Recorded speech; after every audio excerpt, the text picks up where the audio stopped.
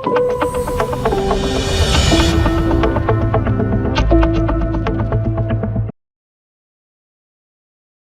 எப்போ செட்டில் ஆகும் அப்படின்னு பார்த்தீங்கன்னா there is no any clear picture. But market correct ஆகுதா, இது வந்து ஒரு ஆப்பர்ச்சுனிட்டியாக நம்ம கன்சிடர் பண்ணலாம். இப்போ வந்து பெட்ரோல் கிடைக்கும்ன்ற விஷயத்துக்கு தெரிஞ்சிருச்சு. பெட்ரோல் டீசல் தட்டுப்பாடு கிடையாது. ஆஸ் ஆஃப் நோ எல்லா இடத்துக்கும் கொடுத்துட்றாங்க. உடனே ப்ரைஸ் ஏறதுக்கான வாய்ப்பு தான் இருக்கே தவிர வராமல் இருக்காது.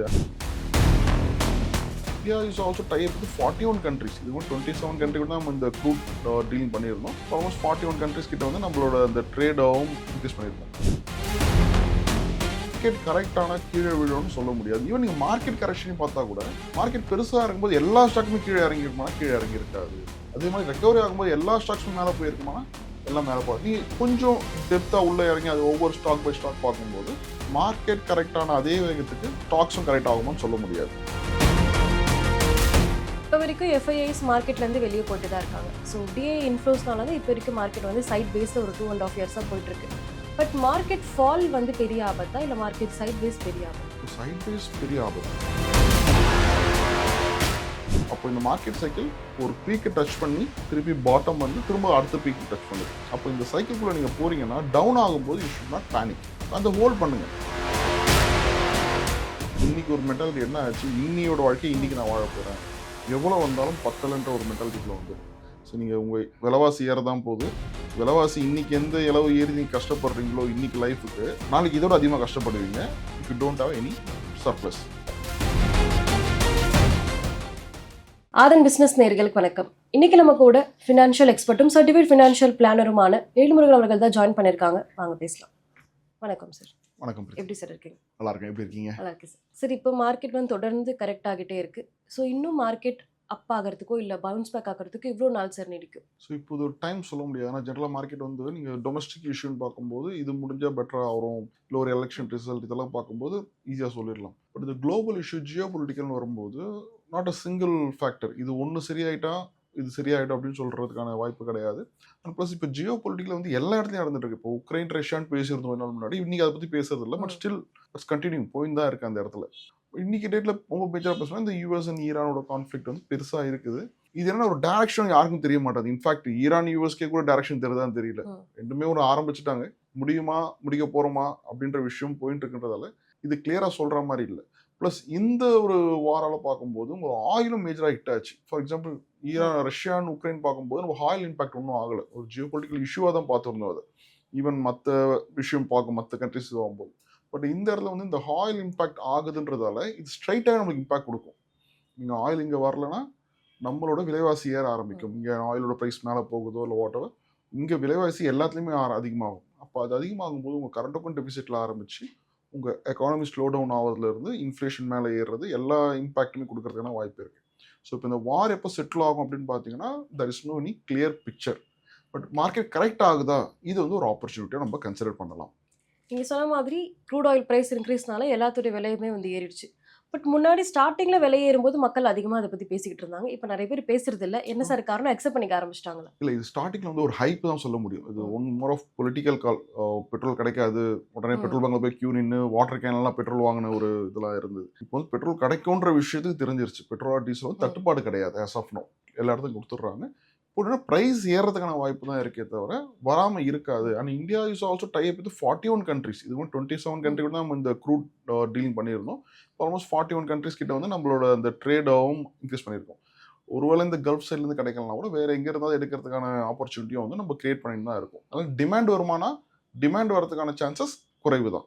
பட் ப்ரைஸ் ஏறுமானா ப்ரைஸ் ஏறதுக்கான வாய்ப்பு அதிகமாக இருக்குது. நான் ஆஸ் ஆஃப் நோ ஆல்மோஸ்ட் இந்த வீக்கில் கூட $120 வரைக்கும் போயிட்டு திருப்பி இப்போ கொஞ்சம் கரெக்டாக இருக்குது. திருப்பி சட்ட லெவல் மேலே போகுச்சுன்னா நம்ம கவர்மெண்ட்டும் ஒரு லெவல் தான் அதை ஸ்டாப் பண்ண முடியும். பிகாஸ் ரொம்ப கம்மியாக இருக்கும்போது நம்ம பேசுவோம், ஏன் பெட்ரோல் குறைக்கல ரொம்ப நாளாக பேசிட்டு இருந்தோம். அப்போல்லாம் சர்ப்ளஸ் வச்சுருந்தாங்க கவர்மெண்ட். அந்த சர்ப்ளஸ் தான் இன்றைக்கி ரேட்டு ஏறும்போதும் மக்கள் தலையில் கட்டாமல் கவர்மெண்ட்டே அதை பேக்கப் படுத்துக்கினாங்க. பட் இந்த டைம் இது கண்டினியூ ஆகுன்ற பட்சத்தில் அதோட விலையும் ஏறதுக்கான வாய்ப்பு வரலாம். ஸோ இப்போ டிமாண்ட் இருக்காது, ஆனால் ப்ரைஸ் ஏறுமானா கோயிங் ஃபார்வர்ட் இது கண்டினியூ ஆச்சுன்னா வாய்ப்பு அதிகமாக இருக்குது. மார்க்கெட் இப்போ ஃபேர் வேல்யூவில் இருக்கும்போதே நிறைய ஸ்டாக்ஸோட ப்ரைஸ் வந்து இன்னுமே எக்ஸ்பென்சிவாக தான் இருக்குது. என்ன சார் காரணம்? இல்லை, இந்த ஸ்டாக்ஸ் அண்ட் வேல்யூ பார்க்கும்போது பெரும்பாலும் நம்மளோட ட்ரெண்ட் என்ன, எந்த ஸ்டாக் நல்ல மூமெண்ட்டில் இருக்கோ அதில் இன்வெஸ்ட் பண்ணணும், இல்லை எதை பற்றி ரொம்ப அதிகமாக எல்லாரும் பேசுகிறாங்களோ அதை இன்வெஸ்ட் பண்ணணும், அந்த மென்டாலிட்டி தான் பார்க்குறோம். அந்த அந்த ஸ்டாக்கோட அந்த பிரைம் ஆஃபீஸ் மேலோட்டமாக தான் பார்க்குறோமே தவிர அதோட ஃபண்டமெண்டலையோ டெக்னிக்கலையோ பெரும்பாலும் நம்ம ஆராயிறதில்ல ஒரு ரீட்டைல் இன்வெஸ்டராக இருக்கும்போது. நீங்கள் ஒரு ஸ்டாக் இன்வெஸ்ட் பண்ணும்போது ஒரு பின்னு ஒன்று சொல்லுவாங்க, ரொம்ப பேசிக்காக சொல்லும்போது பி வந்து ஒரு வேல்யூவேஷன், இந்த பொருளுக்கான மதிப்பு எவ்வளோ இருக்குது அப்படின்னு. இது மார்க்கெட் கரெக்டான கீழே விழும்னு சொல்ல முடியாது. ஈவன் நீங்கள் மார்க்கெட் கரெக்ஷன் பார்த்தா கூட மார்க்கெட் பெருசாக இருக்கும்போது எல்லா ஸ்டாக்குமே கீழே இறங்கியிருக்குமானா கீழே இறங்கி இருக்காது. அதே மாதிரி ரெக்கவரி ஆகும்போது எல்லா ஸ்டாக்ஸும் மேலே போயிருக்குமானா எல்லாம் மேலே போகும். நீங்கள் கொஞ்சம் டெப்த்தாக உள்ளே இறங்கி அது ஒவ்வொரு ஸ்டாக் பை ஸ்டாக் பார்க்கும்போது மார்க்கெட் கரெக்டான அதே வேகத்துக்கு ஸ்டாக்ஸும் கரெக்ட் ஆகுமான்னு சொல்ல முடியாது. ரெண்டு பக்கமும் மேலே போகும்போது அதே மாதிரி இருக்கும். அப்போ இந்த வேல்யூவேஷன்றது நீங்கள் ஒரு ஐடியல் பிஇ, அது வந்து இப்போ பின்றது ஒவ்வொரு செக்டாருக்கும் மாறலாம், ஒவ்வொரு கம்பெனி டு கம்பெனி மாறலாம். ஃபார் எக்ஸாம்பிள் டிஃபென்ஸ்னு எடுத்துக்கிட்டிங்கன்னா கொஞ்சம் ஹை பிஏ தான் இருக்கும், பிகாஸ் அது ஒரு எக்ஸ்பென்சிவ் ஸ்டாக், அது கம்மியாக இருக்காது, உங்களுக்கு அதிகமாக தான் இருக்கும். சிலது வந்து ரொம்ப சீப்பாக இருக்கும். ஃபார் எக்ஸாம்பிள் இந்த ஆர்இசி சில கம்பெனிஸ்லாம் பார்க்கும்போது பி ரொம்ப கம்மியாக இருக்கும். அப்போ நீங்கள் பி வேல்யூவேஷன் ஒரு ஐடியல் பிஏ விட கம்மியாக இருக்குன்னு பார்க்குறமே தவிர மார்க்கெட் கரெக்டாக இருக்குது நான் இன்வெஸ்ட் பண்ணட்டுமா நீங்கள் எடுக்க முடியாது. அந்த ஸ்டாக் பர்டிகுலர் ஸ்டாக் கரெக்ட் ஆகி அதோட ஆவரேஜ் பி பார்க்கும்போது மார்க்கெட் லெவலில் ரொம்ப ஒரு மீடியம் லெவலில் கீழே இருக்குது அப்படின்னும் போது it's right time to enter. கொஞ்சம் ஐபியாக இருக்கும்போது ஹோல்ட் பண்ணுங்க. மார்க்கெட் நம்பர்ஸ் மட்டுமே வந்து டிசைட் பண்ணக்கூடாது. இப்போ மார்க்கெட் வந்து ரொம்பவே டவுனாக இருக்குது. இப்போ ஒரு இன்வெஸ்டருடைய போர்ட்ஃபோலியோ வந்து 10 to 15% நெகட்டிவ்ல இருக்குது அப்படின்னா அவர் ஆவரேஜ் அவுட் பண்ணலாமா, இல்லை கன்சிஸ்டண்டாக இன்வெஸ்ட் பண்ணிட்டே இருக்கலாமா? ஆவரேஜ் அவுட் பண்ணுறது எப்பவுமே நல்ல விஷயம். ஆவரேஜ் அவுட் கன்சிஸ்டன்ட், நீங்கள் சொல்கிற ரெண்டு விஷயமும் பண்ணலாம். மார்க்கெட் கரெக்ட் ஆகிறது ஒரு இன்வெஸ்டரை பொறுத்த வரைக்கும் இது ஆப்பர்ச்சுனிட்டி. ட்ரேடர்ஸ்க்கு may not be good one sounds good. But நீங்கள் ஒரு இன்வெஸ்டார்னு பார்க்கும்போது இது ஃபஸ்ட் இதுலேயே ஒரு புரிதல் வரணும். இன்வெஸ்டாருக்கும் ட்ரேடருக்கான வித்தியாசமே நிறைய இருக்குது. நம்ம ஊரில் பெரும்பாலும் இன்வெஸ்டார்ன்ற பேர்லேயே ட்ரேடர் மென்டாலிட்டி தான் இருக்கணும். இன்னைக்கு லாபம் என்ன வந்தது, நாளைக்கு என்ன நஷ்டம் வந்தது, டெய்லி யார் பார்ப்பா? ட்ரேடர்ஸ் தான் டெய்லி பார்க்கணும். இன்வெஸ்டார்னும் போது யூ ஹேவ் சம் கோல். நீங்கள் அடுத்த 5 வருஷம் 10 வருஷன்ற ஐடியாவில் தான் நீங்கள் இன்வெஸ்ட் பண்ணுறீங்க. அப்போ இன்னையோட ஏற்றமோ இறக்கமோ உங்களை இம்பாக்ட் பண்ணக்கூடாது. அதை மீறி இன்னைக்கு சுச்சுவேஷன் மாதிரி மார்க்கெட் இறங்கியிருக்கு, என்னோட போர்ட்ஃபோலியோ 10-15% குறைஞ்சிருக்கு அப்படின்னு நீங்கள் யோசிக்கும் போது இது உங்களுக்கு ஒரு ஆப்பர்ச்சுனிட்டி. உங்களோட கோல் என்ன, அடுத்த 5 வருஷம் 10 வருஷம் பார்க்குறீங்க. இன்னைக்கு ஒரு பொருள் 100 ரூபாய் கொடுத்து வாங்குறதுக்கு பதிலாக 90 ரூபாய்க்கு உங்களுக்கு கிடைக்குதுன்றதை நீங்கள் ஒரு ஆப்பர்ச்சுனிட்டியாக தான் பார்க்கணுமே தவிர உங்கள் போர்ட்ஃபோலியோ வேல்யூ இறங்கிடுச்சு, இதை நான் இன்வெஸ்ட் பண்ணலாமா இல்லை விட்ரா பண்ணிடலாமா. ஏன்னா மோஸ்ட் ஆஃப் இன்வெஸ்டார் அது அதிகமாக நடக்கும். பட் ஃபார்ச்சுனேட்டாக இந்த தடவை ரொம்ப எக்ஸிட் இல்லை. நிறைய இன்வெஸ்டாக இருக்கும். They will also understand okay market இந்த கரெக்ஷன் இந்த மாதிரி பார்த்து தான் போகுன்ற புரிதல் வந்திருக்கு ஓரளவுக்கு. பட் வெளியே எடுக்கிறதோ ஸ்டாப் பண்ணுறதையும் தாண்டி இந்த இடத்துல நீங்கள் ஒரு ஆவரேஜ் என்ன பணம் இருக்கோ போடுங்க. இட்ஸ் நாட் தட் உங்கள் கையில் ஒரு 1 lakh இருக்கா 1 lakh எதுவுமே இன்வெஸ்ட் பண்ணாதீங்க. ஒரு 10,000 இன்வெஸ்ட் பண்ணுங்க. அடுத்த ஒரு கரெக்ஷன் வந்து அடுத்த ஒரு 10,000. whenever there is a correction அந்த ஆப்பர்ச்சுனிட்டியை யூஸ் பண்ணிக்கிறது நல்ல காலம் இருக்கும். இப்போ வரைக்கும் எஃப்ஐஐஸ் மார்க்கெட்லேருந்து வெளியே போயிட்டு தான் இருக்காங்க. ஸோ டிஏ இன்ஃப்ளோஸ்னால தான் இப்போ வரைக்கும் மார்க்கெட் வந்து சைட் வேஸில் ஒரு 2.5 years போயிட்டு இருக்கு. பட் மார்க்கெட் ஃபால் வந்து பெரிய ஆபத்தா, இல்லை மார்க்கெட் சைட் வேஸ் பெரிய ஆபத்தா? சைட் வேஸ் பெரிய ஆபத்து. ஏன்னா எந்த டைரக்ஷனுமே தெரியாமல் போயிட்டு இருக்கு. மேலேயும் போகாது கீழேயும் போகாதுன்றது. அட்லீஸ்ட் மார்க்கெட் கரெக்டன் ஸ்டேஜ் தான் கூட நீங்கள் you can stay away from the market as இன்வெஸ்டராக நீங்கள் இருக்கும்போது, இல்லை மார்க்கெட் இறங்கினதுக்கப்புறம் அதை நீங்கள் ஆப்பர்ச்சுனிட்டி யூஸ் பண்ணி உள்ளே போகலாம். இந்த சைட் வேல போகும்போது என்ன ஆகும், மார்க்கெட் எங்கே அது டேரக்ஷனே கிடையாது, ஒரே இடத்துல சுற்றி வரா மாதிரி. Either you go left or right, ஏதாவது டேரக்ஷன் நீங்கள் போகணும். ஒரே இடத்துல சுற்றுறீங்கன்றது மார்க்கெட் ஒரு கிளாரிட்டி கொடுக்காத ஒரு பிக்சராக இருக்கும். ஸோ அது மாதிரி எஃப்ஐ வந்து last 2.5 years only out flow தான் ஆயிருக்கு. ஃபார்ச்சுனேட்டாக நம்ம ரீட்டைல் இன்வெஸ்டர்ஸோட இந்த எஸ்ஐபி புக் பில்ட் ஆகிறது இந்த விஷயங்களால டிஏ இன்ஃப்ளோ ரெகுலராக இருக்கிறதால மார்க்கெட் ஒரு லெவலில் நிற்குது. பட் எஃப்ஐ திரும்பி எப்போ வரும், இட் வில் டேக் டைம். ஏன்னா இன்னைக்கு டேட்டில் வந்து எமர்ஜிங் மார்க்கெட்டை பார்த்தா கூட இந்தியாவோட பெர்ஃபார்மன்ஸ் லாஸ்ட் 1.5 years வந்து பெரிய பெர்ஃபார்ம் இல்லை. கம்பேர் வித் அதர் நீங்கள் கொரியன் கூடவோ இல்லை ஜப்பான் அந்த கண்ட்ரியோ பண்ணும்போது கூட நம்ம பெர்ஃபார்மன்ஸ் கொஞ்சம் கம்மியாக இருக்குது. ஸோ இப்போ எஃப்ஐ ப்ளஸ் இந்த டாலர் ருப்பி மூமெண்ட் வந்து ஒரு பெரிய இம்பேக்ட் கொடுக்கும். ஸோ அப்போ நீங்கள் எப்போ மார்க்கெட் ஃபேவரபுளாக ஆகி திருப்பி இன்வெஸ்ட்மெண்ட் உள்ளே வரணுன்ற டைம் வந்து டேக் டைம். ப்ளஸ் ஒரு ஜியோ பொலிட்டிக்கல் இஷ்யூ இருக்குது. யூஎஸில் ட்ரம்ப் மாதிரி ஒருத்தர் வந்து யூஎஸ் இஸ் ஒன்லி ஃபார் அமெரிக்கன்ஸ்ன்ற அந்த ஐடியாவில் இருக்கும்போது will pull all the investments வெளியில் போகணும்னு நினைக்கிறதோட அவர் நாட்டில் இன்வெஸ்ட் பண்ணணுன்ற ஐடியாக்குள்ள தான் எடுத்துன்னு வருவாங்க. And that is also doing குட்ன்ற விஷயம் இருக்குது. அப்போது இந்த எஃப்ஐஓட இன்ஃப்ளோ டேக் டைம்.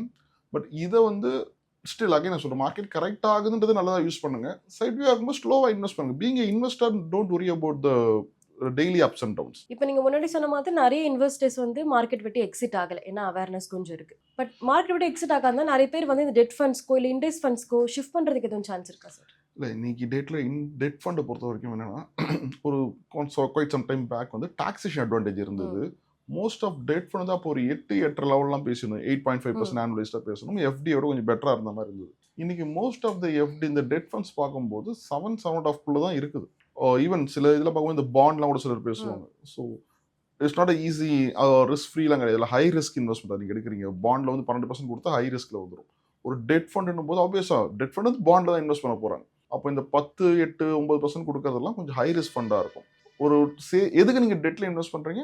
ஈக்விட்டியில் ரிஸ்க் நான் எடுக்க மாட்டேன்ற ஐடியாவில் தான் நீங்கள் டெட்டில் பண்ண போறீங்க. இந்த ஐடியாலஜி புரிஞ்சுக்கணும். இட்ஸ் நாட் ஈக்குவல் ப்ராடக்ட் கிடையாது. ஈக்விட்டி அதுல எனக்கு ஒண்ணுமே ரிட்டர்ன்ஸ் கிடைக்கல, அதனால நான் 7% போறேன் அப்படின்ற அந்த மாதிரி. 7%க்காக நீங்கள் போறீங்கன்னா யூ ஆர் ரைட். 12% கிடைக்கும்னு சொல்லிட்டு போறீங்கன்னா யூ ஆர் நாட் ரைட். ஏன்னா 12% எடுக்கிற ரிஸ்க் வந்து ஈக்விட்டியில் எடுக்கிறத விட 10 டைம்ஸ் ஹை ரிஸ்க் எடுக்கிறீங்கன்னு அர்த்தம். அதில் அது உங்களுக்கு தெரியறது இல்லை, பட் ஹை ரிஸ்க் எடுக்க போறீங்க. ஒரு 7%, 6% ஓகே, நீங்கள் ஒரு எஃப்டியோட பெட்டராக இருக்குது. ஏன்னா எஃப்டியில் என்ன பிரச்சனை, நீங்கள் 1 இயர் போனால் 1 இயர் மேலே எடுக்க முடியாது. ஒரு 3 மந்த் எஃப்டி போனீங்க ரேட் கம்மியாக தான் இருக்கும். வேற இந்த டெட் ஃபண்டில் போனால் 3 இயர்ஸாக இருந்தாலும் ஈவன் 1 டேவாக இருந்தால் கூட you will get annualised return போது கொஞ்சம் பெர்ஃபார்மன்ஸ் பெட்டராக இருக்கிறது வாய்ப்பு இருக்கும். அப்போ டெட்டை வந்து ஒரு டைம் பீயிங்க்கு நீங்கள் யூஸ் பண்ணலாம். ப்ளஸ் உங்களோட அசட் அலோகேஷனில் ஒரு பார்ட் வந்து டெட் கண்டிப்பாக இருந்து தான் ஆகணும்.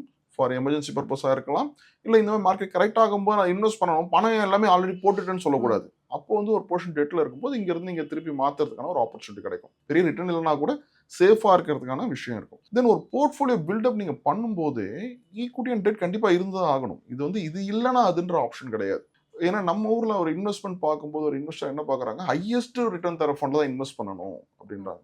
Not like that. எல்லா ஃபண்டுமே வந்து டாப் தரணுன்றது அவசியம் இல்லை. ஸோ ஒர்ஸ்ட் கேஸில் எப்படி இருக்கும், பெஸ்ட் கேஸாக இருந்தால் எப்படி இருக்கும், நீங்கள் வந்து ஒரு ஆவரேஜ் ரிட்டர்ன் தான் ஃபாலோ பண்ணணும். அப்போ நீங்கள் உங்களோட ஈக்விட்டி ஃபண்ட் வந்து ஒரு 15% கொடுத்துருக்கலாம், உங்கள் டெட் ஃபண்ட் வந்து ஒரு 7% கொடுத்துருக்கலாம், ஒரு ஆவரேஜாக ஒரு 12% கிடைக்குதுன்னா it's very good return, very good portfolio. So அப்போ இந்த பேலன்ஸில் நீங்கள் போர்ட்ஃபோலியோ மெயின்டைன் பண்ணணும். இந்த இண்டெக்ஸ் ஃபண்டுன்னு சொல்லும்போது personally not very favour to the index fund. ஏன்னா அது வந்து நீங்கள் எல்லாம் இப்போ நம்ம முதல்ல பேசுன மாதிரி தான், மார்க்கெட் மேலே போச்சு வேல்யூவேஷன் குறைஞ்சாலும் குறைஞ்சிருக்காது. இந்த இண்டெக்ஸ் ஃபண்ட் வந்து இது எல்லாருமே எல்லா ஸ்கீமே உள்ளே இருக்கும். அப்போ ஒரு ஃபண்ட் மேனேஜரோட ஆக்டிவோட இன்டெலிஜென்ஸ்லாம் உள்ள ஒன்றுமே கிடையாது. இது 19 எப்படி சொல்லணும்னா இந்த ராமாயணத்தில் ஆஞ்சநேயர் சஞ்சீவமலை தூக்கின மாதிரி தான். அப்போ எனக்கு என்ன வேணுமோன்னு இப்போ நான் அதை எடுக்க முடியாது. மொத்தமாக எடுத்துக்கிட்டீங்க, அதில் எனக்கு தேவையில்லாததும் இருக்கும், எனக்கு தேவையானதும் இருக்கும். எனக்கு இந்த உள்ளே இறங்கி என்ன ரைட்டாக தப்பாலாம் பார்க்கணும், மொத்தமாக எடுத்துட்டேன்னு சமாதானப்படுத்திக்கிறது தான் இண்டெக்ஸ் ஃபண்டே தவிர, ஒரு பெர்ஃபார்மன்ஸ் வேணும், மார்க்கெட் மேலே போகும்போது ஒரு நல்ல ரிட்டர்ன் தரணும் அப்படின்னும் போது இண்டெக்ஸ் ஃபண்ட் பெருசாக கொடுக்காது. இவன் இந்த ரேஞ்ச் பவுண்ட் டைமில் சைட் பேஸாக இருந்ததுன்னா இண்டெக்ஸ் ஃபண்ட் பெர்ஃபார்ம் பண்ணாது. பட் வேறு some active funds will do better. Even down ட்ரெண்டில் கூட ஆக்டிவ் ஃபண்டாக இருந்தால் பெட்டராக பண்ணுறதுக்கான வாய்ப்பு அதிகமாக இருக்கும். தென் மார்க்கெட் புல்லிஷ் ஆகும்போது ஆக்டிவ் ஃபண்ட் கொஞ்சம் பெட்டரான பெர்ஃபார்மன்ஸ் கொடுக்கும். பிகாஸ் ஐடியா ஆஃப் இன்வெஸ்ட்மெண்ட் இந்த மார்க்கெட் வந்து நீங்கள் என்ன ஹோப்பில் உள்ள வரீங்க, நல்லா பண்ணணும் தான் நினைக்கிறீங்க அப்படின்னும் போது இண்டெக்ஸை விட ஒரு ஆக்டிவ் ஃபண்ட் எடுக்கிறது நல்ல சாய்ஸாக இருக்கும். இப்போ நீங்கள் சொன்ன மாதிரி மார்க்கெட் டவுன்ஃபால் இருக்கும்போது நிறைய ஃபண்ட்ஸ் நல்லா பெர்ஃபார்ம் பண்ணியிருக்கு. லாங் டேர்மில் ஸ்மால் கேப்பாக இருக்கட்டும், ஃப்ளெக்ஸி கேப்பாக இருக்கட்டும், இப்போ வரைக்கும் ஒரு 13% மேலே தான் ரிட்டர்ன்ஸ் வந்து கொடுத்துருக்கு. பட் லாங் ரன்ல இவ்வளோ ரிட்டர்ன்ஸ் கொடுக்கும்போது ஷார்ட் டேர்மில் மக்கள் ஏன் பேனிக் ஆகுறாங்க? இல்லை, தட்ஸ் ஒரு மக்களோட அண்டர்ஸ்டாண்டிங் வந்து இந்த ட்ரேடட் மென்டாலிட்டி உள்ள வந்துடுறாங்க. ஒரு லாஸ்ன்னு வரும்போது அது பேர் பண்ணணும், அது வந்து இது வந்து பார்ட் ஆஃப் அந்த பாத், அந்த சைக்கிள்ன்றதை புரிஞ்சுக்கினா தே வில் அண்டர்ஸ்டாண்ட். நீங்கள் மார்க்கெட்டில் ஒரு லாஸ்ட் 20 இயர்ஸ், 26 இயர்ஸ், 25 இயர்ஸில் பார்த்தீங்கன்னா, ஈவன் 2008 அப்புறம் பார்த்தா கூட ஒரு 4-5 கரெக்ஷன் வந்துருச்சு. ஒவ்வொரு கரெக்ஷனுக்குமே என்ன ட்ரெண்ட் ஆச்சு, மார்க்கெட் இன்னும் கீழே போகும் அப்படின்னு தான் சொன்னாங்க. இதுக்கப்புறம் மேலேயே போகாதுன்ற மாதிரிலாம் இருந்தது. பட் யாரெல்லாம் அதில் கான்ட்ரேரியன் கால் எடுத்தாங்களோ, மார்க்கெட் கரெக்ட் ஆகிட்டு ஓகே நான் இன்வெஸ்ட் பண்ணுறேன்னு சொல்லி இன்வெஸ்ட் பண்ணாங்களோ, அடுத்த சைக்கிள் அவங்களும் சூப்பர் ரிட்டர்னில் இருந்தாங்க. அப்போ இந்த மார்க்கெட் சைக்கிள் ஒரு பீக்கை டச் பண்ணி திருப்பி பாட்டம் வந்து திரும்ப அடுத்த பீக்கு டச் பண்ணுது. அப்போ இந்த சைக்கிள்குள்ளே நீங்கள் போகிறீங்கன்னா டவுன் ஆகும்போது யூ ஷுட் நாட் பேனிக். அதை ஹோல்ட் பண்ணுங்கள். அதுதான் மார்க்கெட்டோட அண்டர்ஸ்டாண்டிங்கிறது. உங்களோட ரிஸ்க் எபிலிட்டி எவ்வளோ இருக்குது, நீங்கள் எவ்வளோ ரிஸ்க் எடுக்கிறது ரெடியாக இருக்கீங்க, அதுக்கேற்ற மாதிரி ஒரு ஃபண்டை சூஸ் பண்ணி இன்வெஸ்ட் பண்ணுங்கள். தென் ஃபிக்ஸ் அப் த டைம். இப்போ 5 இயர்ஸ் நீங்கள் பண்ணிட்டீங்களா, இந்த 5 இயர்ஸில் 2 இயர்ஸில் உங்கள் போர்ட்ஃபோலியோ நெகட்டிவ் ஆனால் கூட you should not take any call. Unless ரொம்ப ஒர்ஸ்ட் ஃபண்டாக இருக்குது, மார்க்கெட் ரொம்ப டாப்லாக இருக்குது அப்படின்றது டிஃப்ரெண்ட் ஸ்டோரி. ஒரு நார்மல் நெகட்டிவ் ஆகுதுன்னா ஹோல்ட் ஃபார் சம் டைம். இப்போ even it's a very good example. இந்த ரீசெண்ட் டைம் கரெக்ஷன் பார்க்கும்போது மார்க்கெட் மேலே இருந்து கீழே விழுந்து திருப்பி ரெக்கவர் ஆகி வந்துருச்சு. மியூச்சுவல் ஃபண்டில் நல்ல ரிட்டர்ன் டிஃப்ரென்ஸ் காமிச்சிருக்கு. அப்போ யாரெல்லாம் வெளியே எடுத்தாங்களோ அவங்களாம் தே மிஸ் த ஆப்பர்ச்சுனிட்டி. ஸோ அதை ஹோல்ட் பண்ணுங்கள். பணம் இருந்தால் டாப்அப் பண்ணுங்கள், இல்லைனா ஹோல்ட் த இன்வெஸ்ட்மெண்ட். இப்போ லாங் டேர்ம் இன்வெஸ்டரோட கோல் வந்து 2 to 3 இயர்ஸில் முடிய போகுது அப்படின்னா இப்போ ஒரு என்ன சார் பண்ணலாம்? ஒரு லாங் டேர்மில் 2 to 3 முடிய போகுதுன்னா move to the asset allocation, இல்லை பேலன்ஸ்டு ஒரு மாடரேட் ஃபண்டுக்கு மூவ் பண்ண ஆரம்பிங்க. இல்லை ஒரு கன்சர்வேட்டிவ் கூட மாறிக்கோங்க. நீங்கள் ஏன்னா இன்னொரு 2-3 இயர்ஸில் உங்கள் கோல் ரொம்ப நெருங்கிட்டீங்க. இந்த பட்சத்தில் உங்கள் ரிட்டர்ன் ஆல்ரெடி ஒரு டீசன்ட் ரிட்டர்னில் இருக்குது. ஆல்ரெடி லாங் டேர்ம்னா ஆப்வியஸாக ஒரு 10 வருஷம் முன்னாடி ஆரம்பிச்சிருக்கணும். இப்போ ஒரு நல்ல கார்பஸில் இருக்கீங்க. இப்போ ஈக்விட்டி மேலே போகுமான்றதுல வந்து மேலே போகிறதுக்கு வாய்ப்பு இருந்தாலுமே உங்களுக்கு டைம் அவ்வளோ இல்லை.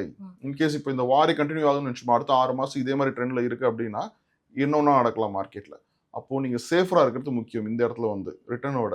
அப்போ சேஃப்னா பெட்டர் ஒரு டெட் ஃபண்டோ, இல்லை நான் கொஞ்சம் பேலன்ஸ்டாக இருக்கிறேன் அப்படின்னா ஒரு பார்ட் ஆஃப் த மணி இந்த asset allocation funds, dynamic manage funds, கொஞ்சம் டெட் அண்ட் ஈக்விட்டி எக்ஸ்போஷர் இருக்க மாதிரி ஃபண்ட்ஸ்லாம் மூவ் பண்ணி வைக்கிறது நல்ல சாய்ஸாக இருக்கும். ரேதர் தென் 100% ஈக்விட்டி வச்சுட்டு இன்னும் மேலே போகணும்னு யோசிக்காம இந்த மாதிரி மாற்றுறது ஐடியல் சாய்ஸ் வரும். ஓகே, இப்போ லோ இன்கம்ல இருக்கிற ஒருத்தர் ஃப்ரெஷ் மணி இப்போ மார்க்கெட்டுக்குள்ள ஸ்மால் கேப் ஃபண்ட்ஸ்ல போடலாமா? ஸ்மால் கேப் ஃபண்டில் அவர் என்ன டைமில் போட போகிறாருன்னு இருக்கு. ஒரு எஸ்ஐபி பண்ணுறாரா போடலாம். பட் பெட்டர் எஸ்ஐபி நீங்கள் ஸ்மால் கேப்பை விட ஒரு ஃப்ளெக்ஸி அண்ட் மல்டி கேப் எடுக்கிறது நல்ல சாய்ஸாக இருக்கும். ஏன்னா உங்கள் இன்வெஸ்ட்மெண்ட் போர்ட்ஃபோலியோவில் நீங்கள் 100 ரூபாயில் ஒரு 10 ரூபா 15 ரூபா வந்து ஸ்மால் கேப் போடலாம். நான் இப்போ எஸ்ஐபி தான் ஆரம்பிக்க போகிறேன், லோ இன்கமில் தான் இருக்கிறேன், என்கிட்ட பெரிய வேல்யூலாம் இருக்காது, ஒரு 5000 ரூபாய் இல்லை 2000 ரூபாய் நான் போட போகிறேன் அப்படின்னா இதில் போய் நீங்கள் டைவர்சிஃபிகேஷன் பண்ண முடியாது. ஒரு போர்ஷனு multi cap, flexi cap, small கேப்னு பிரிக்க முடியாது. அப்போ சின்ன போர்ஷன் எடுத்துமே ஒரு ஸ்மால் கேப்பில் போடுறத விட ஒரு ஃப்ளெக்ஸி கேப்பு மல்டி கேப்பு போடுறது பெட்டராக இருக்கும்.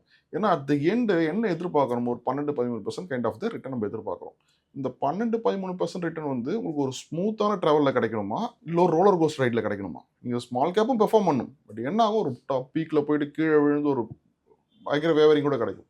ஒரு ஃப்ளெக்ஸி கேப்பு மல்டி கேப்பை கொஞ்சம் கிராஜுவலாக போகும் ஒரு கம்பேர் வித் ஸ்மால் கேப். அப்போது ஒரு சின்ன இன்வெஸ்டராக இருந்தால் ரொம்ப இந்த ஸ்மால் கேப்பில் கன்சிடர் பண்ணாமல் இந்த ஃப்ளெக்ஸி கேப் செட்டில் எடுக்கிறது கொஞ்சம் ஸ்மூத் பேசேஜாக இருக்கும் உங்களுக்கு. நீங்கள் சொன்ன மாதிரி மார்க்கெட் இப்போ கரெக்ட் ஆகிட்டு இருக்கு. ஸோ ஸ்டாகர் மேனரில் இன்வெஸ்ட் பண்ணுங்க. பட் நிறைய பேர்கிட்ட காஸ்ட் ஆஃப் லிவிங் வந்து ஒரு பக்கம் அதிகமாகிட்டு இருக்கு. நிறைய பேர்கிட்ட இன்வெஸ்ட் பண்ணுறதுக்கு பணமே இல்லை. அவங்களோட எஸ்ஐபி கண்டினியூ பண்ணுறதே ஒரு பெரிய விஷயமா தான் இருக்குது. இதில் எங்கேருந்து இன்வெஸ்ட் பண்ணுறது?